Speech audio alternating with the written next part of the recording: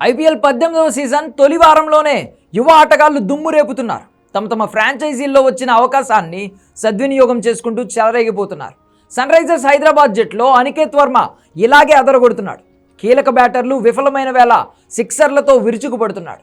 మొన్న లక్నోపై, ఇప్పుడు ఢిల్లీపై మెరుపులు మెరిపించాడు. లక్నోతో మ్యాచ్లో క్రీజ్లో ఉన్నది కాసేపైన సిక్సర్ల వర్షంతో ఒక ఊపు ఊపేశాడు. ఓవైపు లక్నో బౌలర్లు తమ జట్టును ఓచకోత కోస్తుంటే అదే ఓచకోతను తిరిగి వారికి చూపించాడు. ఒక్క 4 కూడా లేకుండానే సిక్సర్లతోనే విరుచుకుపడ్డాడు. ఇప్పుడు మళ్ళీ ఢిల్లీ క్యాపిటల్స్ పైన రచ్చిపోయాడు. 5వ స్థానంలో బ్యాటింగ్ వచ్చిన అనికేత్ క్లాసెన్తో కలిసి కీలక పార్ట్నర్షిప్ నెలకొల్పాడు.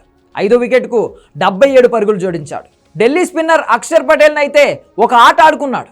భారీ సిక్సర్లతో అతనికి చుక్కలు చూపించాడు. ఓవరాల్గా 41 బంతుల్లో 5 4లు 6 సిక్సర్లతో 74 పరుగులు చేశాడు. సన్ రైజర్స్ మంచి స్కోర్ చేయగలిగిందంటే అనికేత్ హిట్టింగే కారణం. దీంతో అనికేత్ గురించి ఫ్యాన్స్ తెగ వెతికేస్తున్నారు.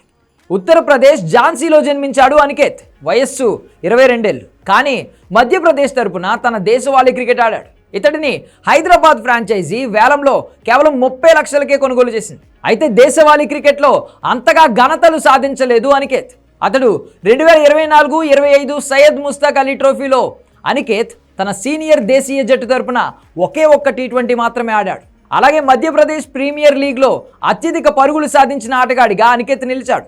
5 ఇన్నింగ్స్లలో 205 కన్నా ఎక్కువ స్ట్రైక్ రేట్తో 244 పరుగులు సాధించాడు. అండర్-23 పురుషుల వన్డే టోర్నమెంట్లో కర్ణాటకపై సెంచరీ బాది క్రికెట్ అభిమానులను ఆకట్టుకున్నాడు.